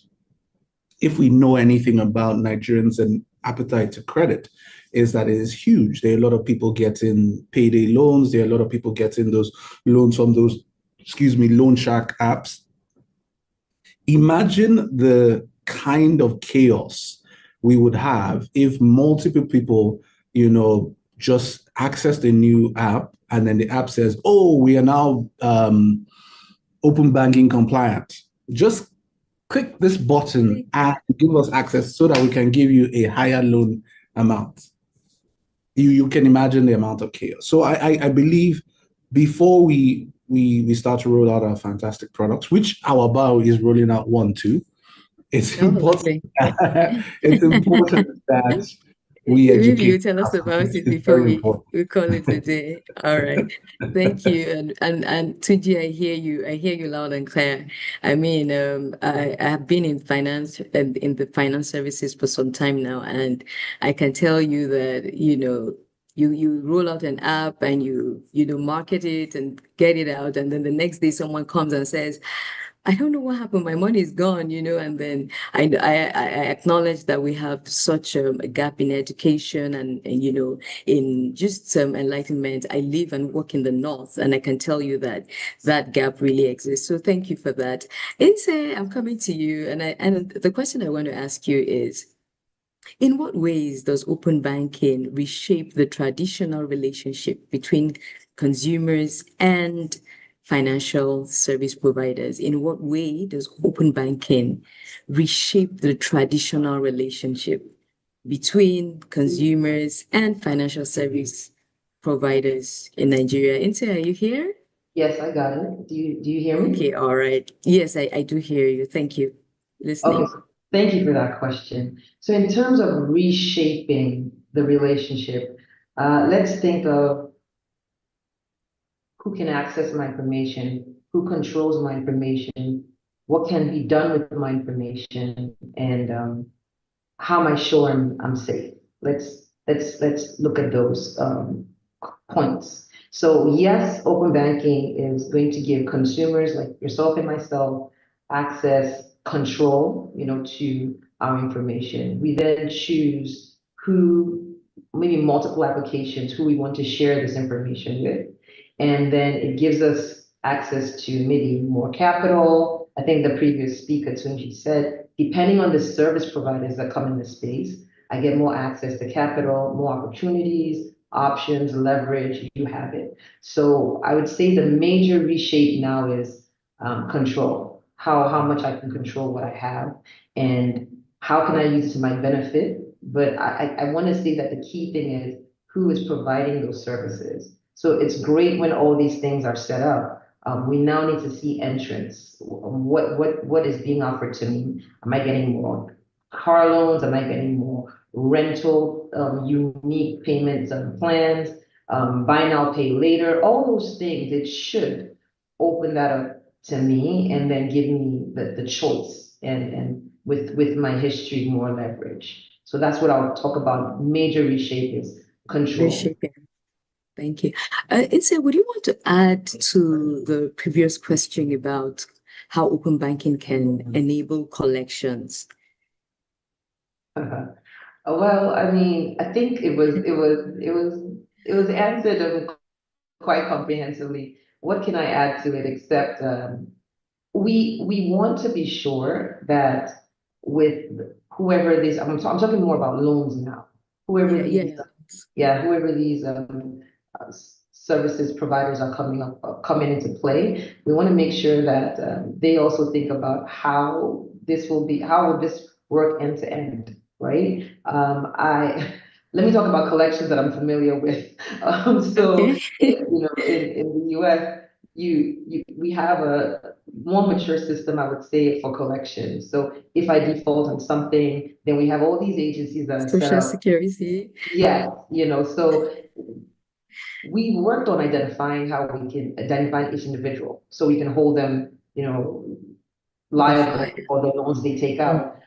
So those are the kinds of agencies that I see that would bring up now to support the system. Oh, great. Thank you so much, Inse. And thank you for just allowing me to drop that on you as well. So Samuel, over to you. So I just want to ask you a question, and the question is, what kind of cross-sector collaboration is needed to create a secure and right-based open banking environment? Samuel, do you want me to take it again? Did you hear that? Sure. Yeah, I hear that. That's a very good question. And I think the simple answer is more needs to be done. But I think I'll break it into sort of three elements: people, process, technology. So from a people's point of view, industry associations, industry bodies, industry leadership in collaboration with the regulator is quite important. So I'll give you some context. Earlier in my career, I was the information security manager of an energy company based in the UK. And at the time, a regulation came out called NIS, the Network Information Security Regulation. And it sets requirement for cybersecurity for the operators to comprehend to. And that regulation, no one could actually understand it and implement it because they do say it's quite expensive and it needs technology to advance. So a special working group was created, which was from the National Cybersecurity Center on one side. Then you had the regulator of the industry, one side, and then you had the industry itself rep. In that working group were discussions as a whole saying, so for example, in this use case, open banking is coming. These are the security risk, these are the financial risk, these are the requirement risk. Are we having this discussion? CBN said, actually, this is what we're doing. And then you have the companies on one side saying, actually, from a solution point of view, this is how we're innovating to get hold of it. So from a people and process point of view, that collaboration across industry is quite important. Also, from a technology point of view, it's quite important from a stack. So what technology infrastructure is being used? Are the current banking core system infrastructure available and secure for the open banking to sort of be being implemented? From a process point of view, you're talking about training, awareness. Should there be an industry open banking training for all the stakeholders within the industry to get aware and to make sure that they understand open banking and sort of the risk which that sort of entails. So I guess in summary, so this is sort of the key things that sort of come to mind from a cross-sector collaboration.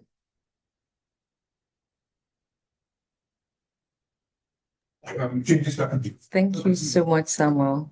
Thank you so much for that response. And I'll shoot you a second question. Just before we go ahead, how can financial services providers build trust through transparent data practices and user education? We talked about some of the gaps in education, but how can financial service providers build trust through transparent data practices and user education?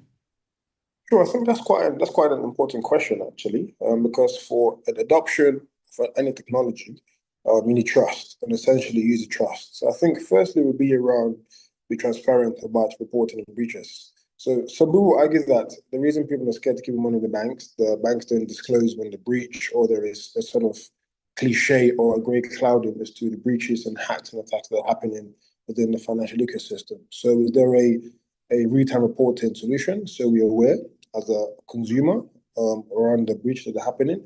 Another thing I would say is around the literacy part of things, because if you don't understand the solution, inherently you say no, not because it's not good or bad, because it's a lack of understanding. So there needs to be a campaign around what is open banking, not in English, in different languages, in different flavors, and localized contexts. So now we've spoken very high level, but what does open banking mean to a farmer? What does open banking means to a market trader? All these are English we're speaking here, might not necessarily be what they want to hear. So, see, I have cattle, I have farm. So, what is open banking you're talking about? How can you help me?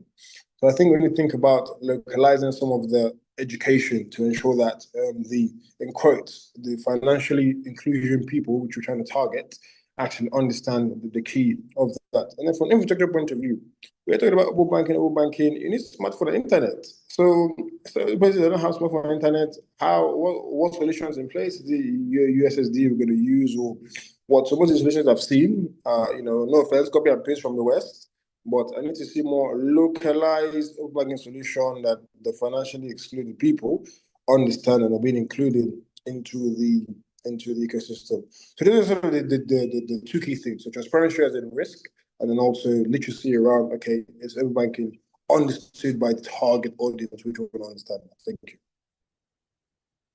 Perfect. Thank you so much for that. And insight takes me to a question for you, which is very related with what Samuel has just responded to. And it says, how should the consumer consent be obtained in a meaningful and understandable way, especially for people with low digital literacy, just like Samuel also mentioned, the farmer, the market woman, the woman at Agege that Faith talked about. How do we get their consent, in a meaningful and understandable way? Thank you for that question. This is for me, right? Great. So I think Samuel touched a lot on the points I was going to share on that. So how do they receive information? That's the biggest one. And making sure that you're obtaining the consent in varied ways. So I heard him talk about in local languages, maybe visual prompts, and possibly have audio recordings for them to use, or even have agencies So you can have an agent that sits and explains the entire process to obtain this consent in a way that they understand before it is obtained. So those kinds of ways. And then ongoing too, because I'll just speak from experience. There's some services that I have given consent to and maybe forgotten about it. And then when it's time for me to either end the subscription or end the service, I'm like buried in your website trying to find where I can opt out or cancel. And it's frustrating. We can't have that here. We can't have that here. You're talking about people who have a low digital literacy rate. Gladly, a lot of Nigeria, in terms of penetration of the use of mobile services, is high. So using and interfacing with a mobile device, is quite familiar to a lot of people, even the sector that you're talking about. However, it can't be a frustrating process. It has to be really simple and plain language and in multiple ways. And the option to have somebody to advocate for them before they sign up. I hear you loud and clear. It shouldn't be in fine lines, hidden somewhere that you don't find, And Right. Tunji, this brings me to you. I mean, Inse just went into your question right there. And the question is supposed to be, and I'll ask you two questions, Tunji. How should consumers' consents be obtained in, okay, no, that's not the question. Just a second. Mr. Tunji, are you here? Yes, I am. Okay, all right. Okay, so it's about regulation and enforcement. Should there be penalties for institutions that misuse or mishandle consumer data? And are these penalties sufficient today? I'm not sure there are yet, but then should there be? And if there are, please let us know. Should there be? Absolutely. I think the question should be, what should the penalties be? Yes. The problem so I'm from traditional finance, right? And there's a thing we say, especially when we're trying to create products. It's okay, I don't say it. Let's just be clear. It's when you're trying to create a product and you ask, what's the fine? And then the person tells you the fine, and you check how much you're possibly going to make, and then you're like, and then you do your check and like you'll pay the fine. I mean, if it's that. So the penalties are not strict enough. I can tell you an example. So there's an app I use in Nigeria, which at some point I wanted to opt out of using the app. Suffice to say that there was no delete my accounts option on the app, which is actually a violation of Apple's standards. But within the Nigerian ecosystem, this is a service provider that provides a lot of service for a lot of people. There's no, so I went the extra mile. I wrote them, I want my account deleted, and then they start trying to sweet talk me. Is there something we can do? I'm like, reason. Just delete my account. I don't have to have a reason. And I'm saying this because one thing is clear. Open banking is a very significant magic wand for the financial service providers. That will be misused. I can assure you it will be misused. I can guarantee you it will be misused.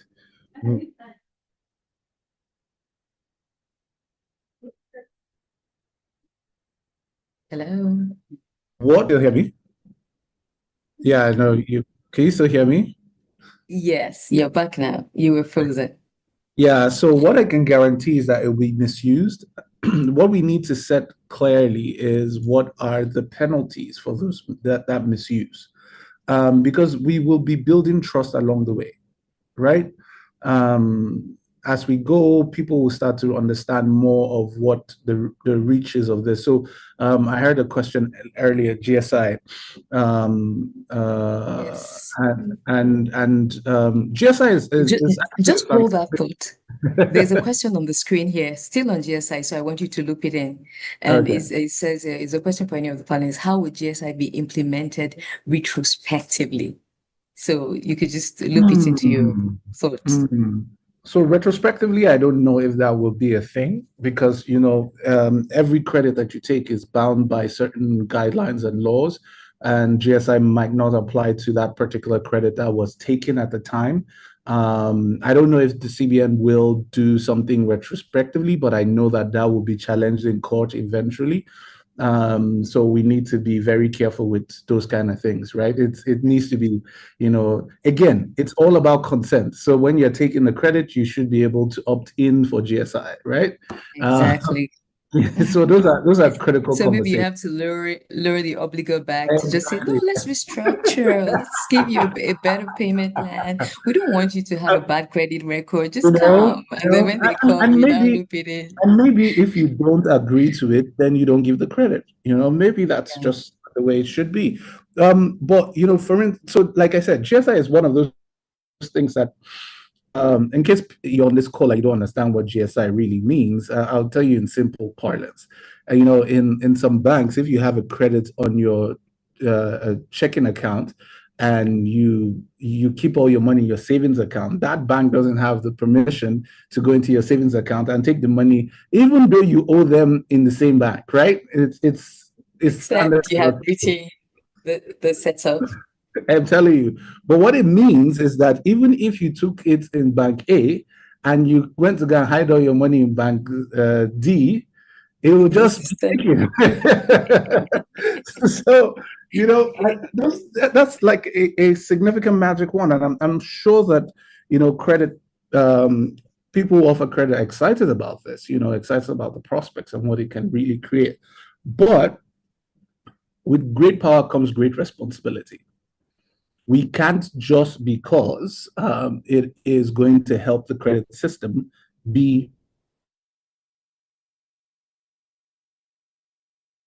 reckless and irresponsible. Let them know that they have the option to say yes or no. If they say yes, of course, it's all good for all of us. Should it be mandatory? Should it be a forced option? I don't know. I really don't know. I don't know.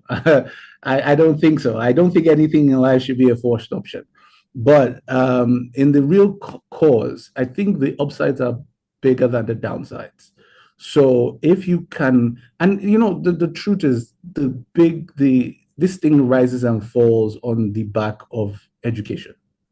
Yeah. The Absolutely. adoption will succeed if we really invest in education. It will fail, as many great, high-sounding, very well-meaning policies in the past have failed. It will fail if we do not adequately educate the audience on what we're doing. So for me, I still go back to the fact that all of this is great and good, but I think I need to also say this. In the UK, the banks are not the ones that directly educate, right? They have a lobby association that its job is to educate the public on financial services. I think the pension and insurance space has one, banking has another. But we don't have that in Nigeria. We don't have that in Nigeria. It's everybody just does their bit. Get. So I don't know how we're going to go about it, but I think as we're all planning rollouts, we need to all come together and sit down and ask ourselves, how are we going to educate Mama Risi in Ojalba? How is she going to use So it this? should be a two-pronged approach as you It's critical. So I'll tell you what my team is struggling with, or my team is thinking through. So one of the biggest challenges micro pensions has in Nigeria is direct debit. A lot of customers want to use it. But now this gives us the opportunity to be able to create direct debits in very grassroots, granular ways, right? I'm excited about it. Yeah. But the biggest thing that is keeping me awake is how do I explain it to these people? They've asked for it, they want it, but I don't feel in good conscience to just deploy it without fully explaining to them what it is. Explaining the implications. Lovely. Exactly. So Mm. how do we create a campaign that really speaks to the heart of what this can do for them outside micropension?